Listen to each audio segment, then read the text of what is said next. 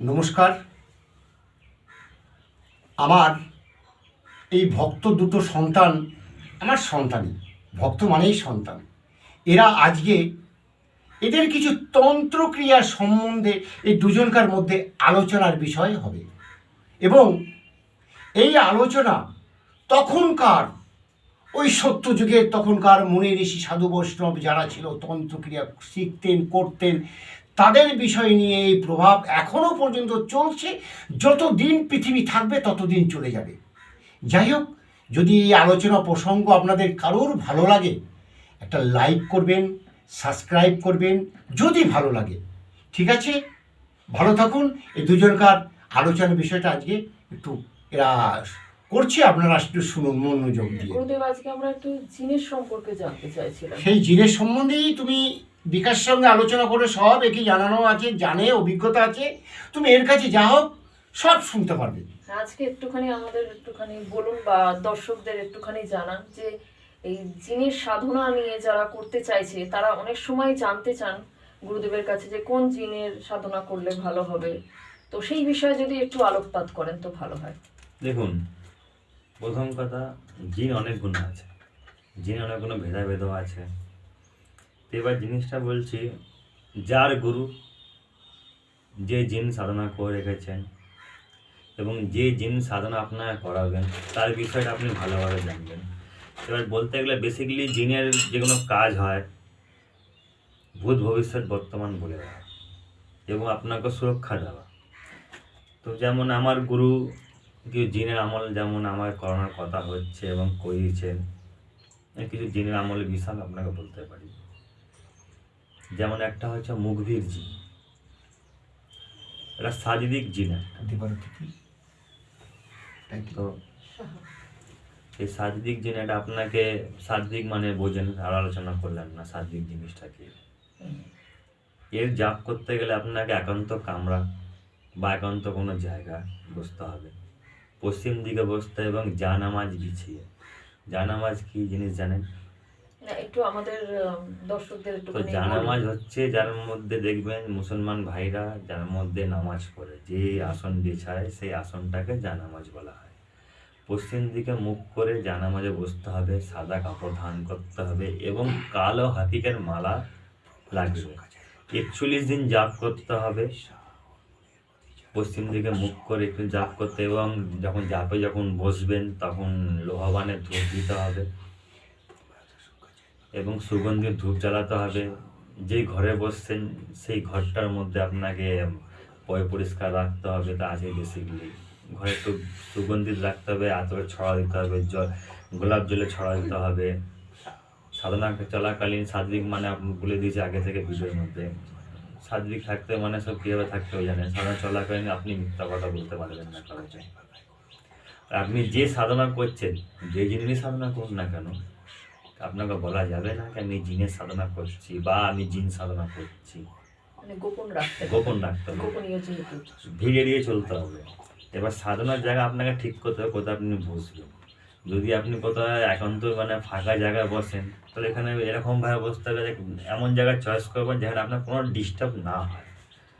তো এই যে জিনের বিষয়টা আমি বলছি, আমি এখন প্রথমে একটা জিনের বিষয় বলবো, সেটা হচ্ছে মুখবির জিন। তো এ আপনার ঘরেও করতে পারেন, কিন্তু ঘর আপনার চাই এরকম কি আশেপাশে ঘরের সঙ্গে আপনার ঘর যুক্ত নেই বা দেওয়াল সেটে নেই।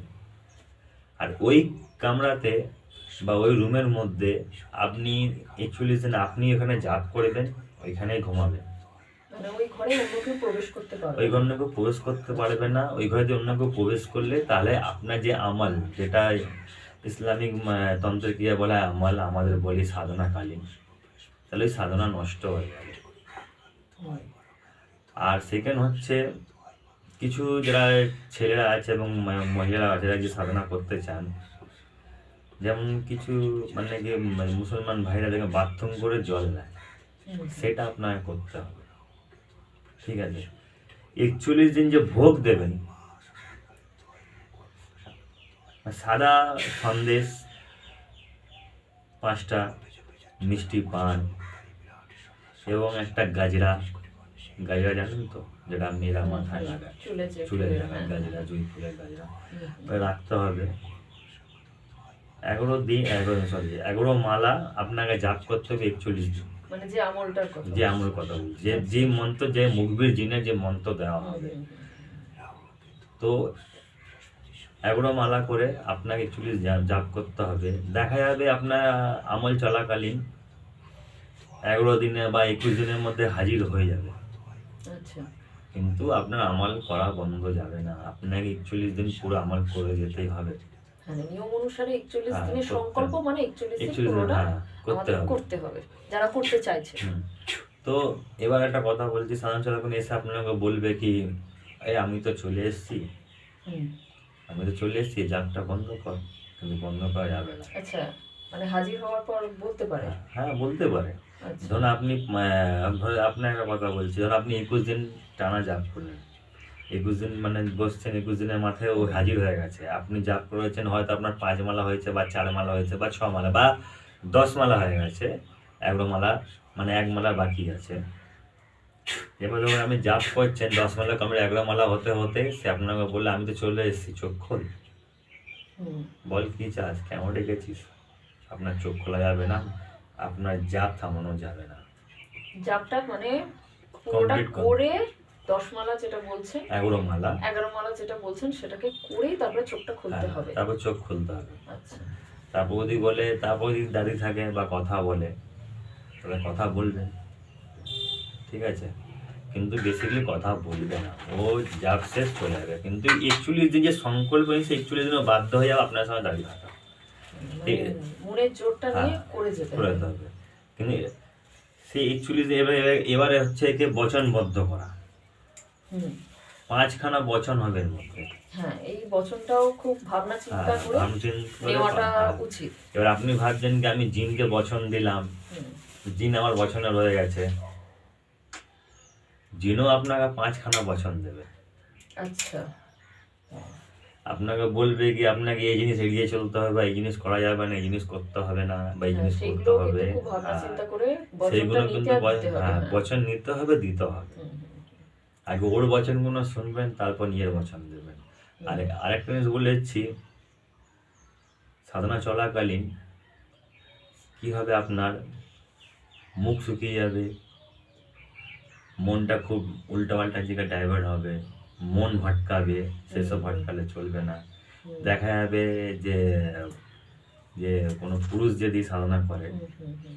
দেখা যাবে তার মন এত ভটকাছে বলার মতন, দেখা যাবে তার আশেপাশে অনেক নারীরা ঘোরাঘুরি করছে, হ্যাঁ, এগুলো সাধনার ক্ষেত্রে পরীক্ষা নেওয়া হ্যাঁ, হয়। পরীক্ষা নেওয়া, অনেক নারীরা দেখেন যেচে কথা বলবে, তার গায়ে ছাড়বে, অনেক রকম এসব সমস্যা হবে।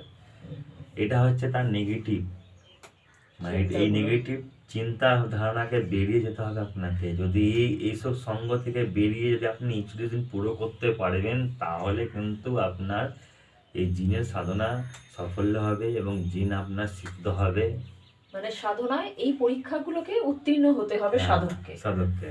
হুম, এবার বেনিফিট, হ্যাঁ, বেনিফিট তো অবশ্যই দর্শকরা জানতে চাইবে, হ্যাঁ। বেনিফিট কি আছে। বেনিফিট হচ্ছে এ আপনাকে ভূত ভবিষ্যৎ বর্তমান সব বলে দেবে।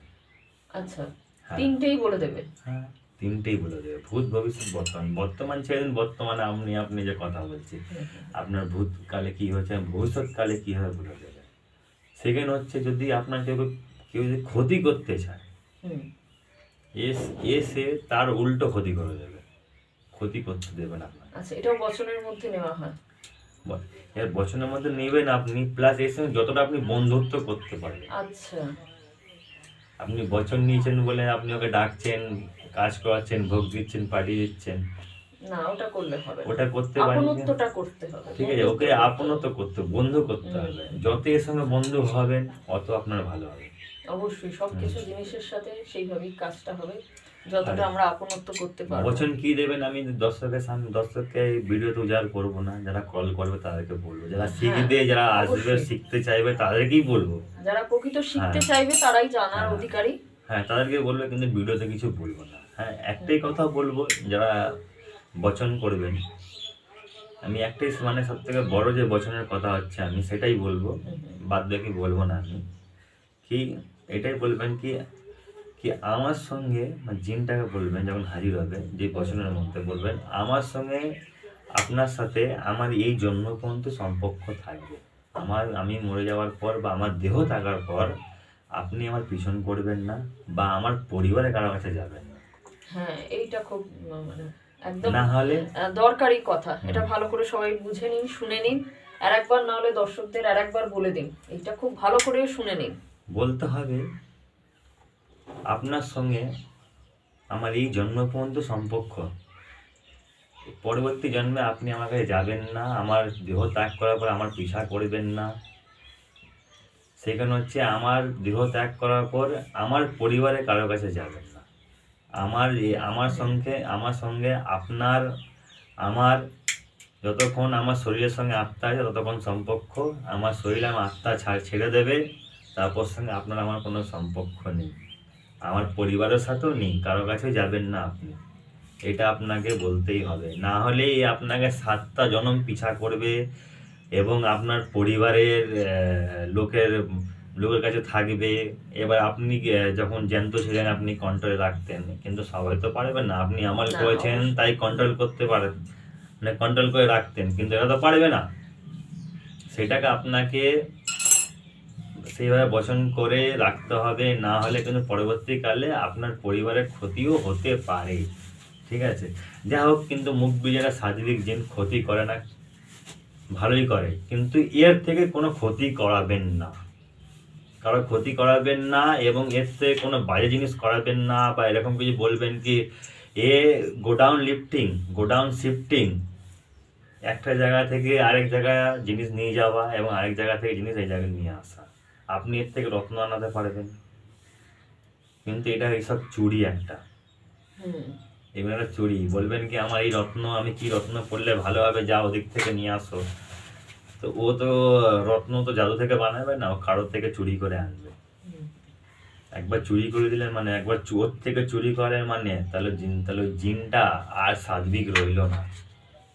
কি হবে, সে চোর, তাকে চোর বলা হবে। ঠিক আছে, সে চুরি করে নিল, সে আর সাত্বিক রইল না। এরপর কি হবে, বারবার আপনি যখন ওর থেকে যখন এই জিনিসগুলো করাবেন, একদিন না একদিন আপনার ক্ষতি করবেই করবে। আপনার বচন থেকেও সরে যাবে, আপনার ক্ষতি করবেই। টাকা পয়সা আনতে বলবেন না, আগে বলে দিলাম। এই চুরির মধ্যে এইসব চুরি বিদ্যাই হচ্ছে। এর থেকে লাভ নেবেন, আপনাকে লাভ দেবে, এরকম লাভ দেবে আপনার রোজগারের জায়গা খুলে দেবে। এটা দরকার। চারিদিক থেকে আপনার ইনকাম হবে, মান সম্মান বাড়বে এবং আধ্যাত্মিক জ্ঞানও আপনাকে দেবে এই জিনে। এরকম আপনি যদি ভাববেন আমার থেকে বড় মানে, বা আমার গুরুর থেকে বড় যদি কোনো গুরু থাকে বা সে বিদ্যা জানকারী আছে বা তার থেকে বড় বিদ্যা পেতে পারিস, সে আপনাকে বলে দেবে এই জায়গায় চলে যা, এই জায়গায় এরকম অমুক লোক পেতে পারিস, বলে দেবে আপনাকে, সব কিছু বলে দেবে। মানে এই জিনের সাধনা যারা করবে তারা নিজের মানে ভালো কাজে লাগানোর জন্য করাই ভালো। হ্যাঁ, খারাপ কাজে ব্যবহার না, করা আমাদের যাবে এই না। চ্যানেলও তাই। এটাতে কোনো রকম কিছু খারাপ কাজের জন্য এখানে কাউকেই আগ্রহ মানে কেউ দেখালেও এখানে এন্টারটেইন করা হবে না।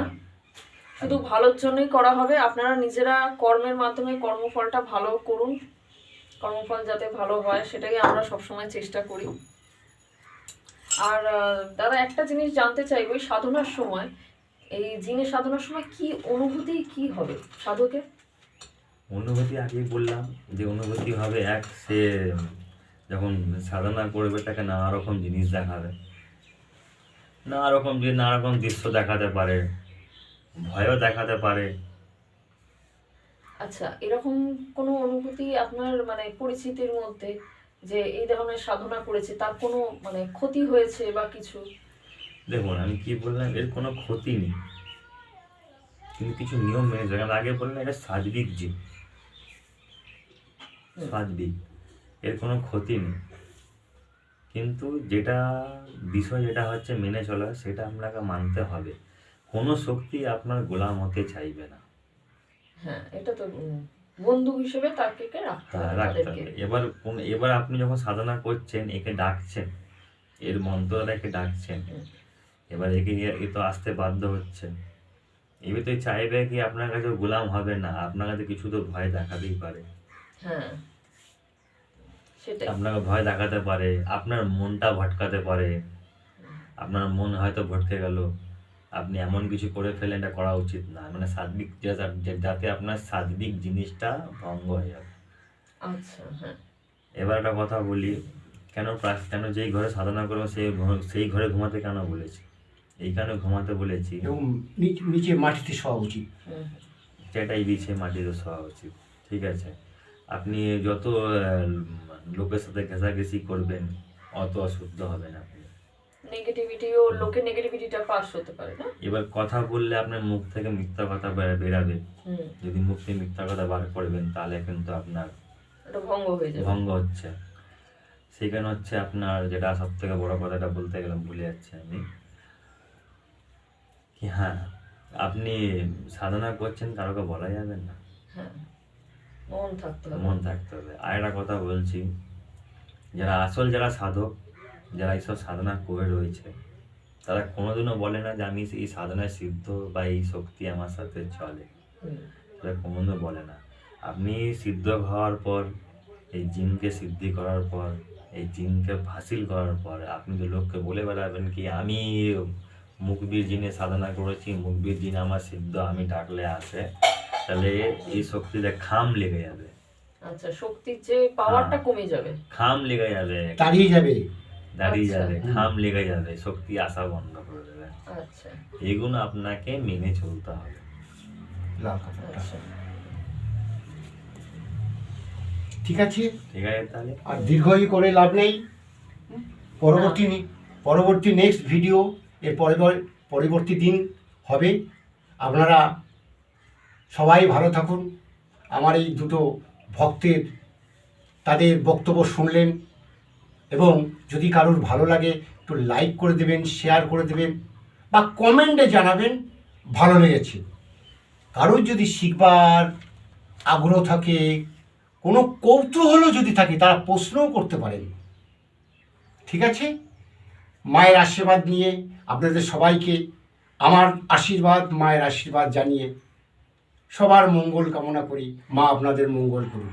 জয় মা কামাখ্যা দেবী, জয় মা। জয় মা জয় মা কামাখ্যা দেবী, জয় মা কামাখ্যা দেবী, জয় মা। নেক্সট